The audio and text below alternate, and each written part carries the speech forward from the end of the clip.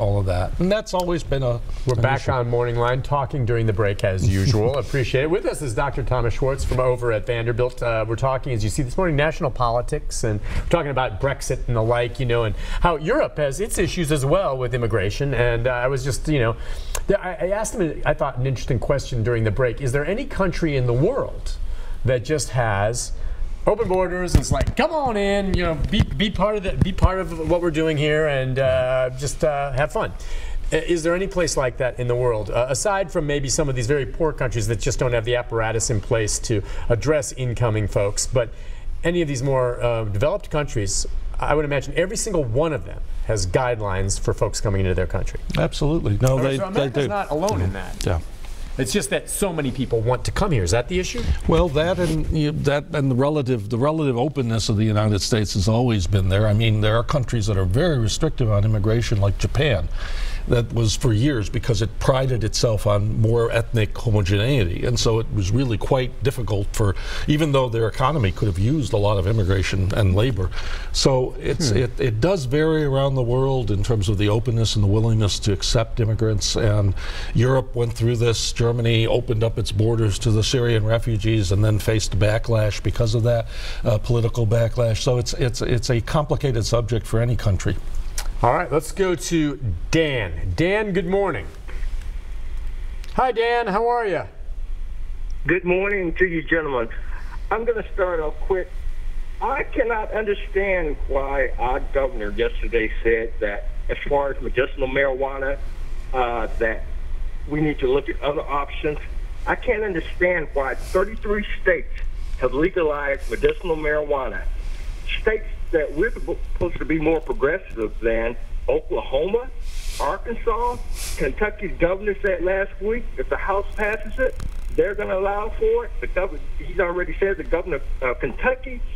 What is wrong with Tennessee? We have people who are not coming here because they want to have the flexibility to go to states where they don't feel like they're in Russia or China. And I think it's a complete, utter disregard of the people's rights. 62% of Americans, this is from the Pew Research. Pew is a non-political research foundation. They found 62% of Americans are in favor of medical marijuana. 74% of millennials are okay with marijuana. Well, we expect that millennials, but basically 62% of average Americans. What is wrong with us? We're losing out. And if Arkansas, Oklahoma, Louisiana can do it, what is wrong with Tennessee? And I'll hang up and listen. All right. That's something. Do you think that's going to play into, the presidential race? Things are going in that direction. Tennessee right now, you see in the newscasts every night, we're talking about a medical marijuana bill that's making its way through the legislature right now. What do you think? I don't, because I don't think Trump has a strong stance on that. I think he has himself in the past said that he could be okay with it. I mean, he did appoint Jeff Sessions as Attorney General, and Sessions was very, very anti-marijuana. But then Sessions is gone, and I think probably it looks like the Democrats, of course, are going to endorse it. Their front runners are almost all in favor of it. Yeah. So I don't think I actually think it's coming. It's just going to take time. I saw Governor Bill Lee, I think, speaking yesterday, was asked about the medical marijuana bill, and I think he said here in Tennessee that if it passes, he would sign that. I mean, I think politicians are very slow to change. In my opinion, there's no doubt medical marijuana can help people. None whatsoever. And I have no concern about it being a problem. I'm not advocating recreational right now. I'm advocating medical marijuana. And yet, it seems like an awful lot of lawmakers still are stuck in the reefer madness days. Marijuana, oh my God, it drives you crazy. I mean, again, that's what I talked about, educating yourself. And they worry it'll hurt them politically that they don't go for it. No. But it really seems like much of there was a bust overnight at the airport, police doing their job. Canine dogs hit on a bag and got 42 pounds of THC gummies out of California. All right, personally, I'd rather see our law enforcement, and they can't pick and choose, so they did their job. I don't begrudge them this, but I'd rather see my law enforcement cracking down on the violent crime, methamphetamine, heroin, cocaine, and just, you know what, marijuana, just, sorry. But on top of that, they can't even test those gummies to find out the level of THC in it. So what's the point? I know this is getting outside your realm, but I can't help but get on my soapbox and thinking it's just a dang waste of time. Yeah. You know, you wonder, what do you mean they can't test? TBI can test for the presence of THC in a substance. They cannot test for the levels. And in Tennessee, products like CBD oil that have 0.3% of THC are legal. So you can see how that puts police in a problem, because dogs are going to hit on it anyway. Anyway, it's just very annoying. Yeah. All right, so with regard to what we see happening now, how much of what politicians do now are with an eye toward 2 years from now?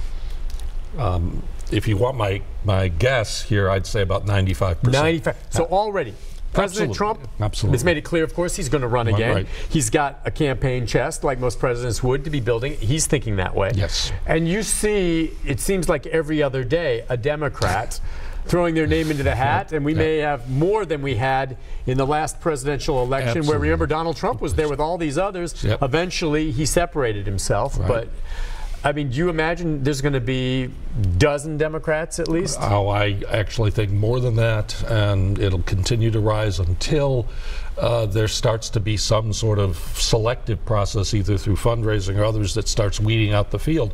But everyone, I think, feels that the lightning can strike. Right. And so you just never know who that might be. You never know who that could be, and there's no clear front runner. Although Joe Biden certainly is there as the because of name recognition, and the numbers in the polls indicate that. But he hasn't announced yet, and he hasn't they haven't had debates, and those debates start at in the fall. So.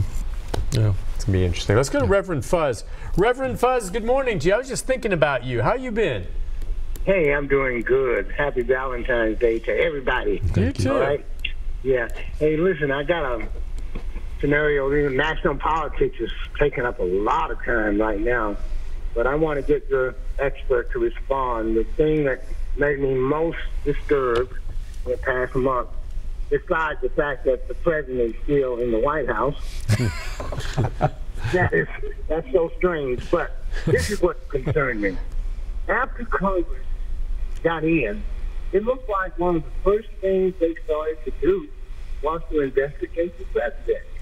And I'm saying that you've got this guy, Mr. Mueller, for 2 years with 40 lawyers who've been investigating the president, and they've been talking all along. We're going to wait for Mr. Mueller. Why are they spending their time doing this when there's so many other very important things out here, like getting bread on the table of people?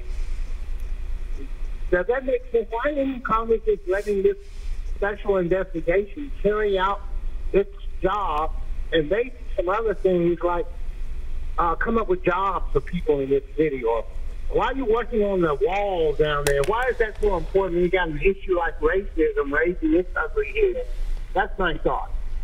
Reverend, thank you. Fair question. I mean, well, you've got a Democratic Congress now, right, and hands were tied to a degree, the Democrats. Now they're in charge, and they had a lot of things they wanted to look into beyond Russia. Is that what it is all about? Because he's right. You know, they're opening up investigations left and right. Well, they wanted President Trump's tax returns. They wanted all those sorts of things to go after, and the investigations are designed, hopefully, from the Democratic point of view, with producing information that can be used in 2020 against the president. So I wasn't surprised, but I think the interesting thing about the caller is that there is this feeling, well, is Congress just going to investigate the president and do something?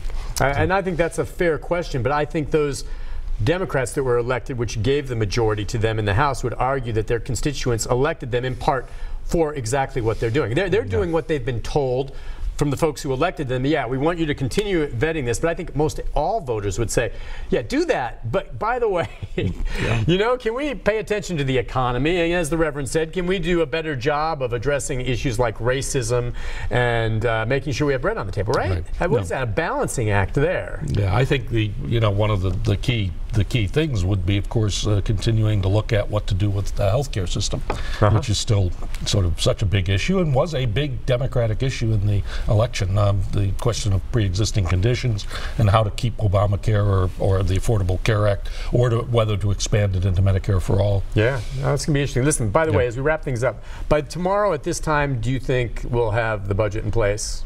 I actually think the president's going to wait till as late as he possibly He'll create, can. I mean, he may have made up his mind, but he's going to create some tension. He'll want the attention that comes from that. That's Donald Trump style. I can see how he might want to do that. Yeah. And so what it would be is that, let's just assume by very late tonight, perhaps, Congress and the Senate sign it. It passes. And then it gets sent over to the White House, and there's a piece of paper on his desk, and he can sign it anytime between then, when he gets it, and midnight Friday. I think you're right. And you know what? If I were in your shoes, I might just wait too. Or style it in a way that he wants, call in the media for the signing and then denounce aspects of it and then sign or something like that. But the attention, the whole point is to get the attention. Yeah, to get the attention and maybe say more, because like I said, where he's coming down here is going to disappoint some of his core that said, wait, what about the wall? What about the wall? And he's clearly not getting what he promised. But I think I heard this morning coming in on NPR, I think that they're saying the way it's being sold to him from the Republicans in the Senate is this is the first step. Yes, that might be well, he'll want to make sure that that's the message he gets out. Gets it out first step. Yeah. Professor, I know you have class later today. Thank you. And you are a classy guy. Have a very, very nice day. Have a happy Valentine's Day. Thank you for coming on and talking about this with us today. It's always a pleasure. And I'll take a break. Be back with a programming note right after this, everyone. Stick around.